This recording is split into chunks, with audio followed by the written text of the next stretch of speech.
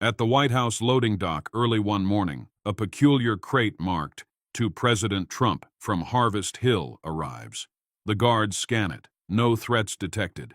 Inside, corn, perfectly golden ears of corn, neatly wrapped. A handwritten letter lies tucked among the husks. Confused but curious, a staff member rushes it upstairs. President Donald Trump, preparing for a speech, pauses when the crate is wheeled in. He chuckles. What is this? Corn diplomacy? But then he notices the note.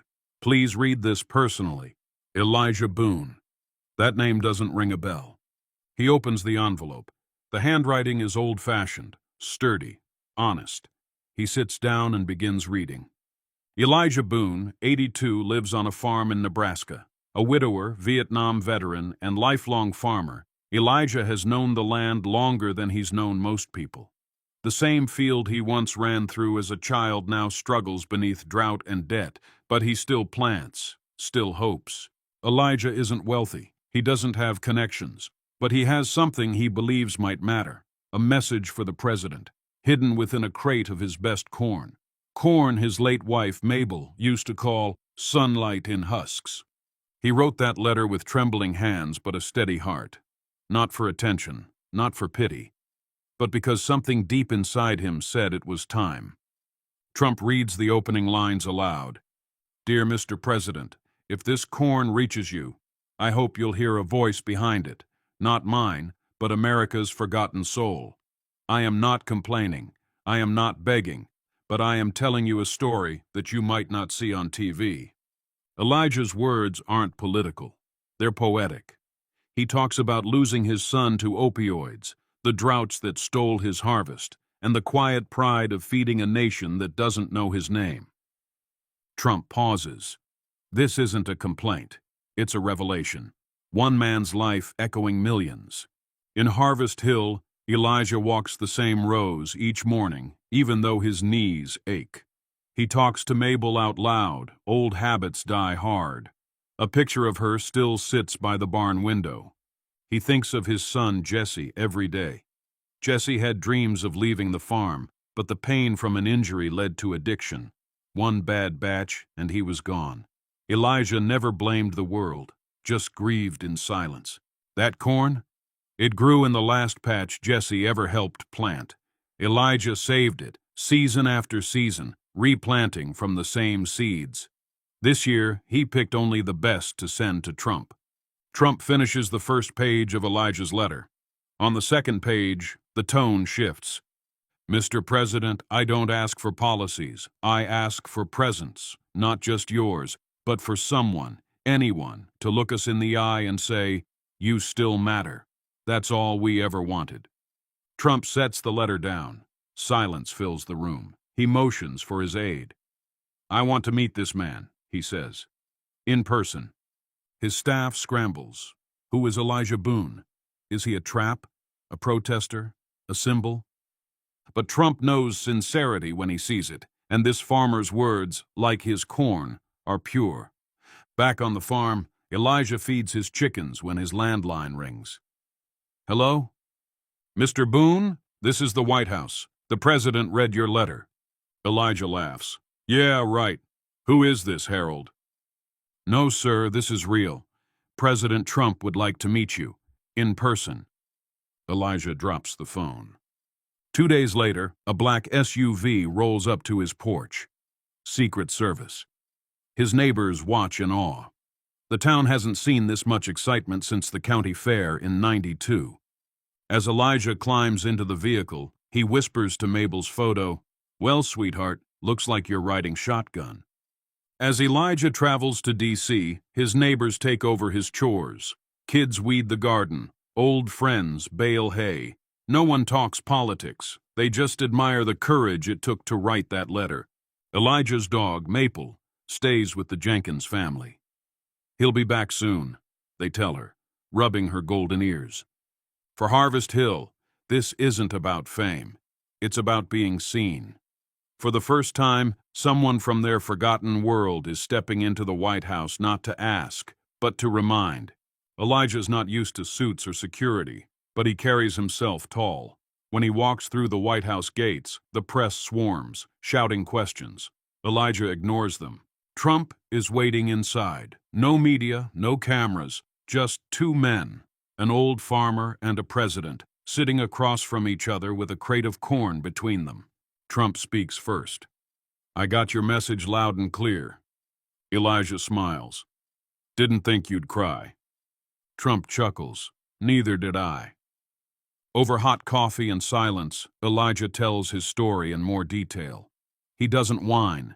He doesn't beg. He speaks of loss, hope, resilience, about how Jesse once dreamed of becoming a pilot until painkillers grounded him for good. Trump listens. No notes, no interruptions, just listening. "I sent that corn," Elijah says, "because it's all I had left of Jesse. I figured maybe, just maybe, you'd feel what I felt holding it." Trump nods, his eyes glossy. "I did." Elijah doesn't ask for money, doesn't mention politics. He says, "Just show the kids in towns like mine that you see them. Speak their names. Remind them that the ground beneath their feet still matters. We don't need handouts. We need handshakes." Trump leans forward. "You've done more in one crate than some do in years." Elijah replies, "Because I wasn't selling a problem. I was planting a truth." News spreads fast. Trump meets with Nebraska farmer, flashes on every screen. At Harvest Hill, people gather in barns, kitchens, and churches watching.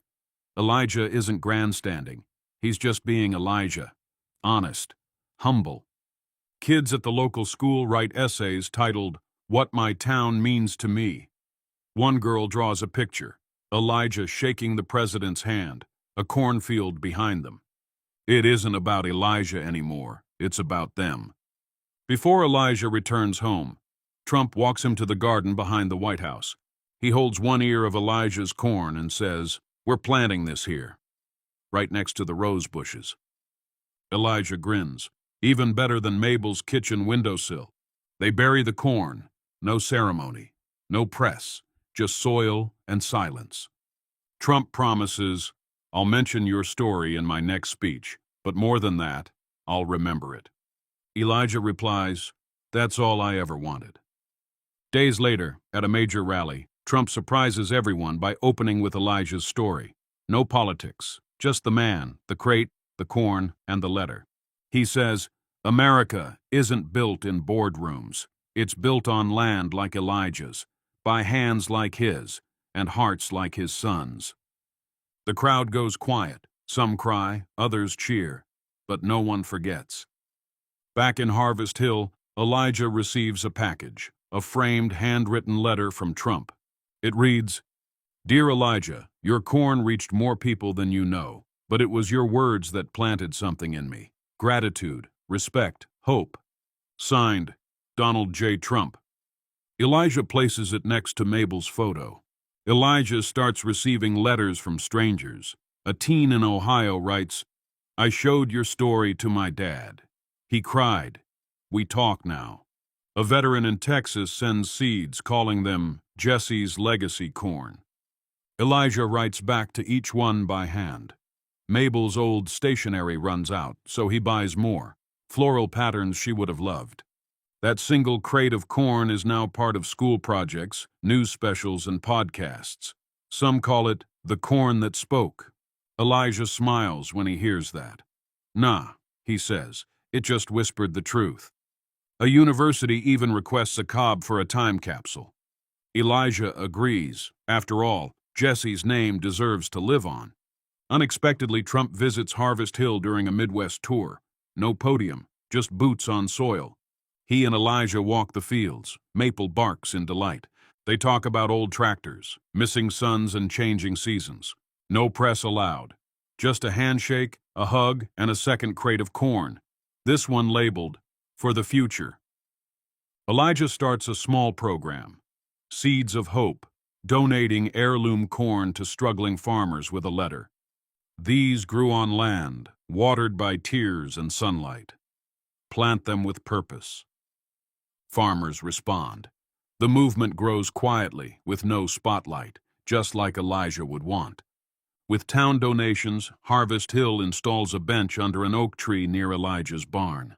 A plaque reads, "In memory of Mabel and Jesse Boone, and the farmer who reminded the world that small voices still echo." Elijah sits there every evening, sometimes alone, sometimes with neighbors, always with purpose. Years later, people still talk about the corn that made a president cry. They don't remember every policy or speech, but they remember the man, the letter, and the crate. Because sometimes all it takes to reach the heart of a nation is one farmer, one truth, and one gift born from love. And corn, golden as hope,